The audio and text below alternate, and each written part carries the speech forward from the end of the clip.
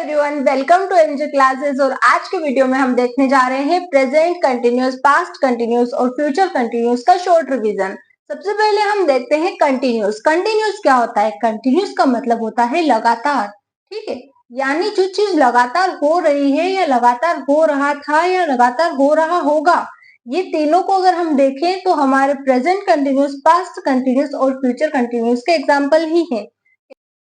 जो हो रहा है वो हमारा प्रेजेंट कंटिन्यूस में आएगा, जो हो रहा था वो हमारा पास्ट कंटिन्यूस में आएगा, और जो हो रहा होगा वो हमारा फ्यूचर कंटिन्यूस में आएगा। अभी कोई खाना खा रहा है तो वो हमारा प्रेजेंट में हो जाएगा, जो काम हो रहा था वो हमारा पास्ट कंटिन्यूस में आ जाएगा। और अगर हम बोलेंगे कि वह खाना खा रहा होगा, फ्यूचर के बारे में अगर हम बोले कि फ्यूचर में वो इस समय क्या कर रहा होगा, तो हम बोलेंगे वह खाना खा रहा होगा। इस तरह से हम प्रेजेंट कंटिन्यूअस, पास्ट कंटिन्यूअस और फ्यूचर कंटिन्यूअस को पहचानेंगे।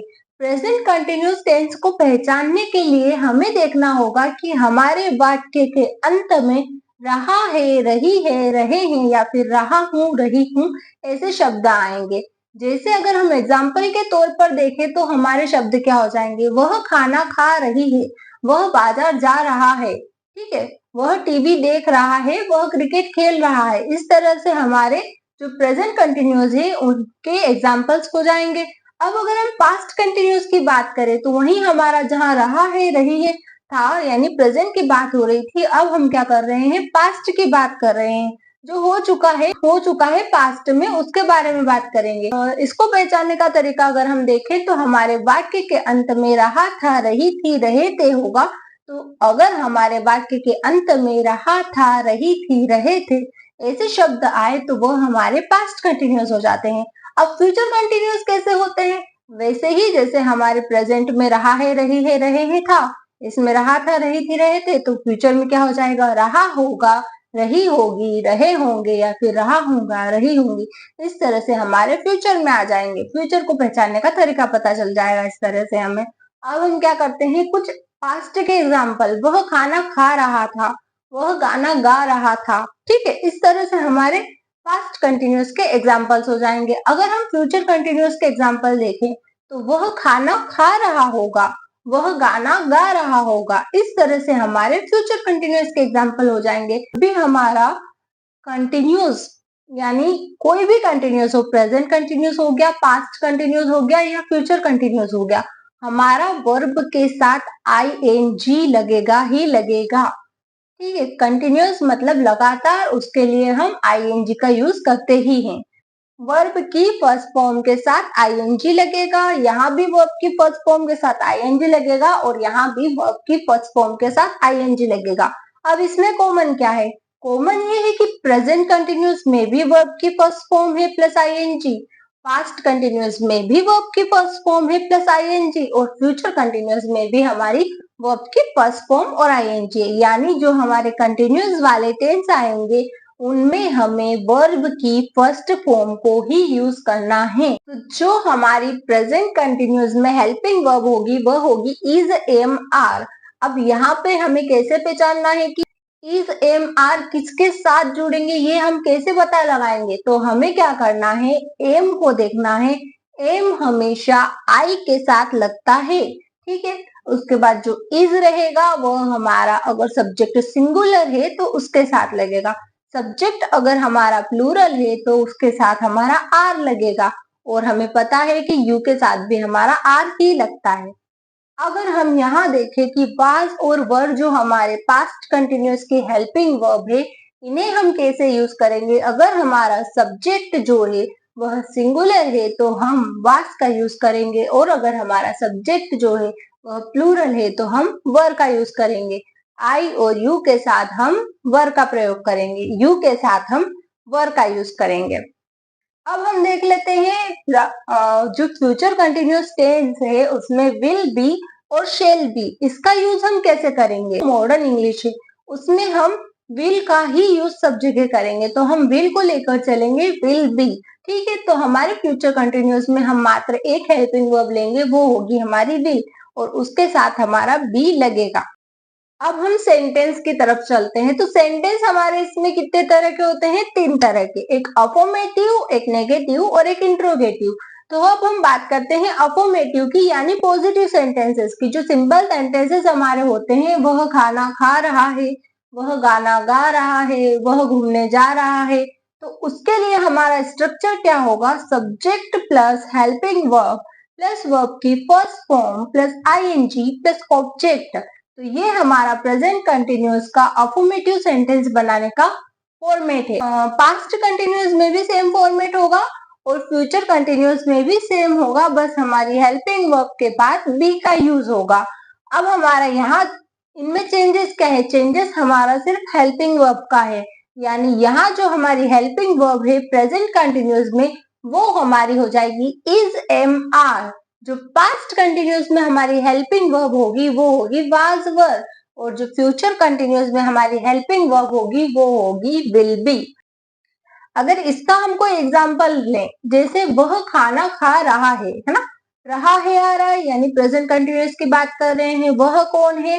ही। अब ये क्या है? सिंगुलर है, यानी हम क्या यूज करेंगे? Helping verb is. तो ही इज, यहाँ आएगा वर्ब का फर्स्ट फॉर्म यानी eat plus ING. He is eating, object हो जाएगा हमारा फूड।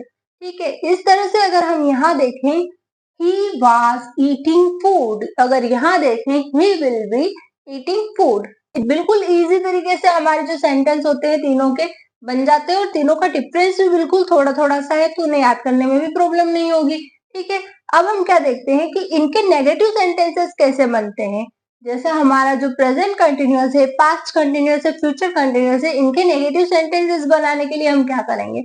इनके नेगेटिव सेंटेंसेस बनाने के लिए हम बस इतना सा काम करना है। क्या करना है? जो हमारी हेल्पिंग वर्ब है उसके जस्ट पीछे हमें नोट लगा देना है। ठीक है, यहाँ भी हमारा जो हेल्पिंग वर्ब है उसके पीछे, जस्ट पीछे हमें क्या करना है? नोट लगाना है। सेम यहाँ पर जो हमारी हेल्पिंग वर्ब है इसके जस्ट पीछे हमें नोट लगाना है। तो ये क्या हो जाएगा? हमारा subject plus helping verb plus not plus verb की first form ING object. Subject plus helping verb plus not plus verb की first form plus ING plus object. Subject plus helping verb plus not plus be plus verb की first form ING object.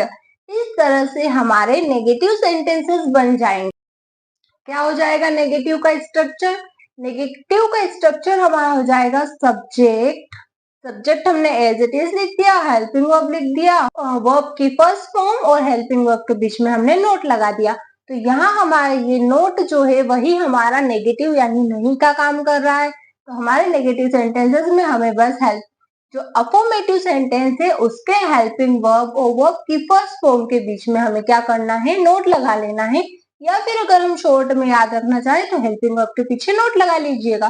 Same यहाँ पर हमने helping verb के पीछे note लगाया तो हमारा नेगेटिव सेंटेंस बन जाएगा। सेम इधर भी हेल्पिंग वर्ब के पीछे नोट लगाएंगे, नेगेटिव सेंटेंस बन जाएगा। अगर एग्जाम्पल देखें, वह खाना नहीं खा रही है, तो she is not eating food. She is not eating food, ऐसे हमारे यहाँ बन जाएगा she was not eating food, she will not be eating food. इस तरह से हमारे जो नेगेटिव सेंटेंसेस है वो बनेंगे। उसके बाद आते हैं हम इंट्रोगेटिव पे। तो जो हमारे इंट्रोगेटिव सेंटेंसेस है उनको हम कैसे लिखेंगे? जो हमारा अफर्मेटिव सेंटेंस है उसमें हम हेल्पिंग वर्ब और सब्जेक्ट की जगह अगर चेंज कर दे, यानी हेल्पिंग वर्ब की जगह पर सब्जेक्ट और सब्जेक्ट की जगह पर हेल्पिंग वर्ब, तो वो हमारा इंट्रोगेटिव सेंटेंसेस बन जाते हैं। कैसे? Helping verb plus subject plus verb की first form plus ING plus object. क्या वह खाना खा रही है? Is she eating food? ठीक है, क्या वह खाना खा रही थी? Was she eating food? क्या वह खाना खा रही होगी? Will she be eating food? इस तरह से हमारे इंट्रोगेटिव सेंटेंसेस बन जाएंगे। अब देखिए ये क्या है? सेम इंट्रोगेटिव वापस क्यों लिखा है? तो इसके लिए हमें क्या करना है? ये तो हम बोल रहे हैं क्या वह खाना खा रही थी, क्या वह गाना गा रही थी, यानी जिसका जवाब हम हाँ या ना में दे रहे हैं उसके लिए तो हमने ये हेल्पिंग वर्ब यूज कर लिया। अब हमारे क्वेश्चंस आते हैं वह खाना कब खा रही थी।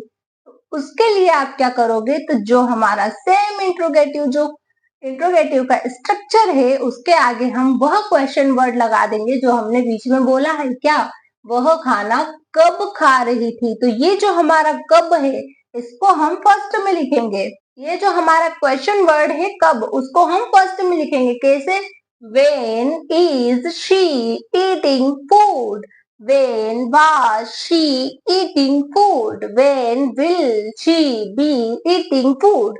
इस तरह से हमारे जो चारों टाइप के सेंटेंसेस यानी 3 टाइप के थे सेंटेंसेस, उसको हमने 4 तरह के कर लिए। कौन से, यानी हमारे इंट्रोगेटिव में 2 आ गए। तो ये हमारा प्रेजेंट कंटिन्यूस, पास्ट कंटिन्यूस और फ्यूचर कंटिन्यूस का शॉर्ट रिवीजन कंप्लीट हो गया है। अगर आपको हमारा वीडियो पसंद आया हो तो लाइक करें, शेयर करें और सब्सक्राइब करें।